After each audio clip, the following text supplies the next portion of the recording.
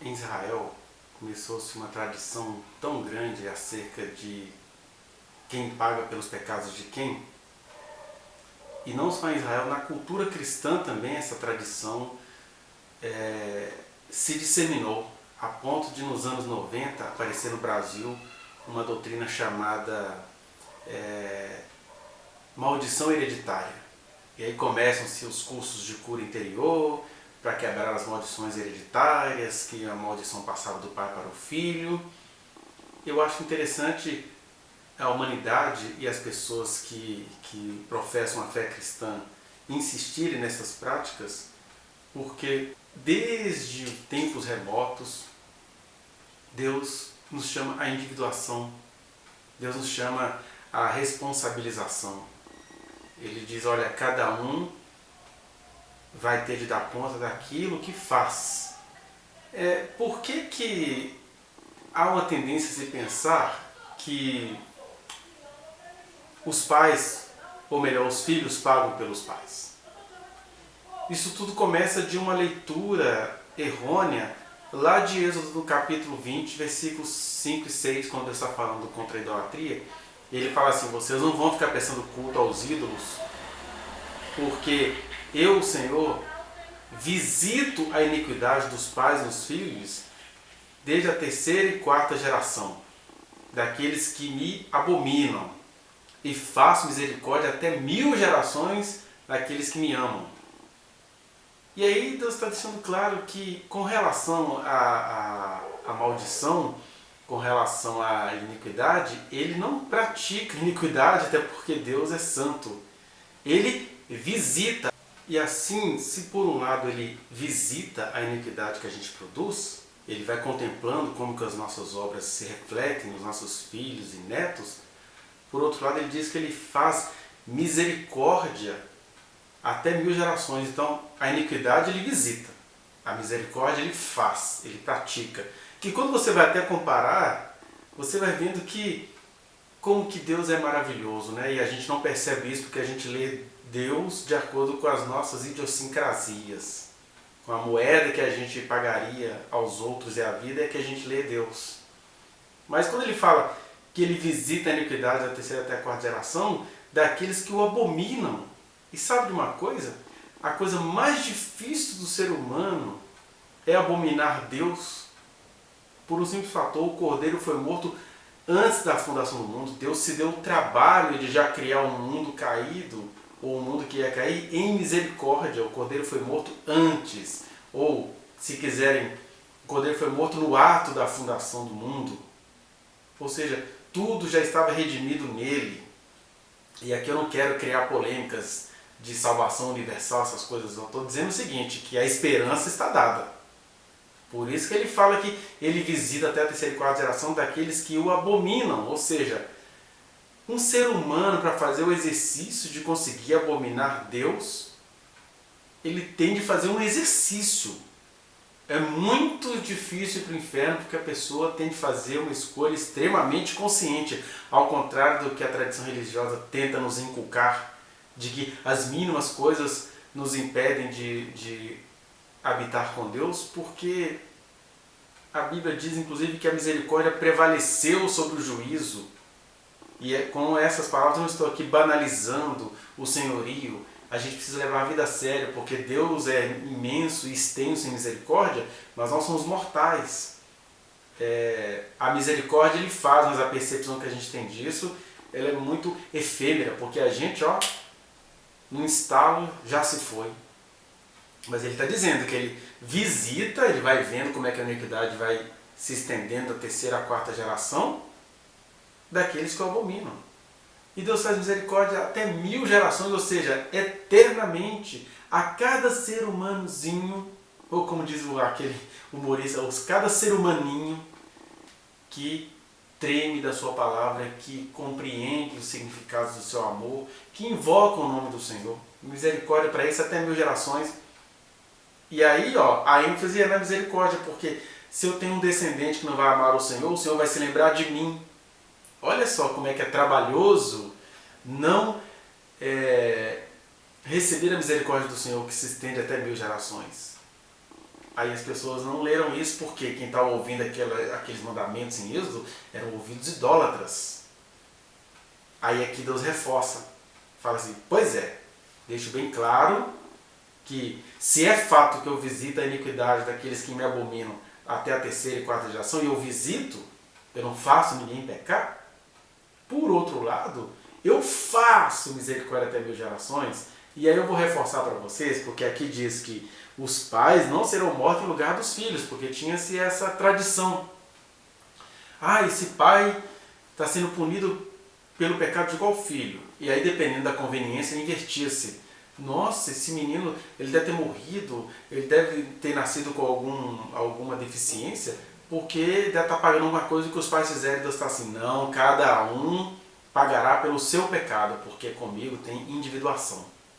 Isso ficou tão grave que em Ezequiel criou-se um provérbio, né? Aí, já no meio do cativeiro, no século 7, 6 a.C., no cativeiro babilônico, eles começaram a criar um provérbio bem repetitivo que falava assim, não entendi nada, os pais comeram uvas verdes e os dentes dos filhos é quem botaram, querendo com esse provérbio jogar a culpa em Deus.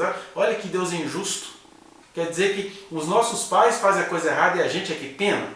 Aí Deus fala assim, nunca mais vocês vão dizer esse provérbio em Israel, porque cada um que se manque, cada um que olhe para si.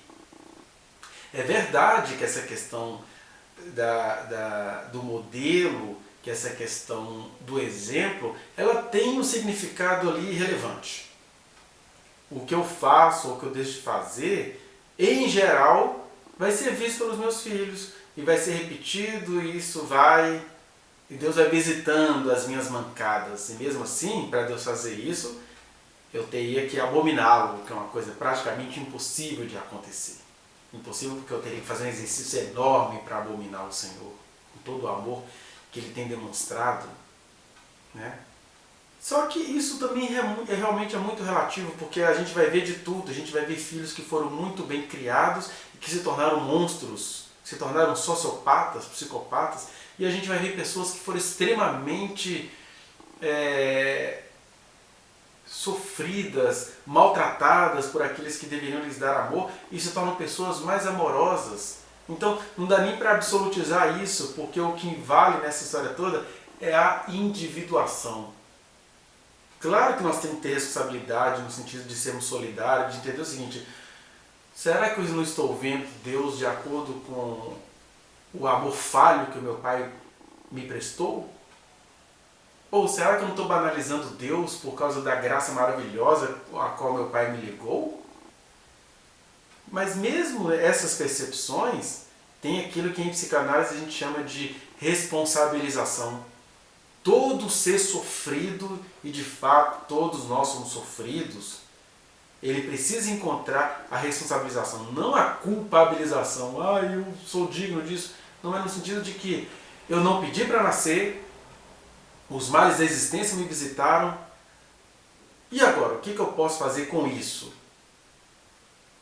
Isso não é se culpar, isso é dizer o seguinte, eu até reconheço que eu não tenho culpa, mas eu preciso ter responsabilidade de como conduzir o meu caminho. E aqui eu não estou convidando ninguém a romantismos, né, igual a pessoa que vem de uma história longa de estupros, de abusos, eu falo assim, agora você vai abraçar quem te estuprou e declarar o seu amor porque é um vínculo eterno entre vocês. Não estou falando desses absurdos, dessas blasfêmias teóricas. O que eu estou dizendo é que, mesmo que você não saiba como você vai lidar com essas situações, está em você o decidir em Cristo o que fazer. É isso que a gente chama de individuação. Mas uma coisa é certa, nem pai precisa mais ficar pensando que vai pagar por causa dos filhos, e nem filhos precisam ficar como Israel, pensando que está pagando alguma coisa dos pais. Olha, se a cristandade entendesse isso, acabaria todas essas teorias de maldição hereditária. Porque mesmo que você, na sua tenra idade, tenha sido oferecida a entidades do mal, a individuação vai dizer, todo que invocar o nome do Senhor será salvo. E neste já se estabelece a prática de Deus. Qual é a prática de Deus? Farei misericórdia até 1000 gerações, ou seja, eternamente, de todo aquele que me ama. Então ninguém aqui precisa se sentir sequestrado por maldição hereditária, por maldição familiar, por coisa nenhuma. Porque todo o que invocar o nome do Senhor, da bolha que nasceu, será salvo e na boca de Jesus já passou da morte para a vida. O resto são responsabilizações nossas, é a psicoterapia para aquilo que é de origem psicológica, sociocultural, é oração e jejum daquilo que tem a ver com a batalha espiritual, mas sem esses ritualismos de que você vai ter que escrever uma carta, vomitar, ficar suspeitando de quem não te fez mal. Isso aí são as feitiçarias mundanas. Porque aqui Deus está sendo simples. Ele foi simples em Êxodo, está sendo simples em Deuteronômio, foi simples em Ezequiel, foi simples em Cristo Jesus. Nele tudo está pago. Então eu não entendo por que há muitas pessoas ainda que se agarram a essa teoria da maldição hereditária. Deve ser porque dá dinheiro, dá medo, alguma coisa assim. Porque em Cristo, o que invocar o nome do Senhor será salvo. Fique com essa verdade e jogue fora toda essa parafernália de maldição hereditária, maldição de família, eu sou escravo de determinado espírito. Você não precisa nem fazer essas pesquisas.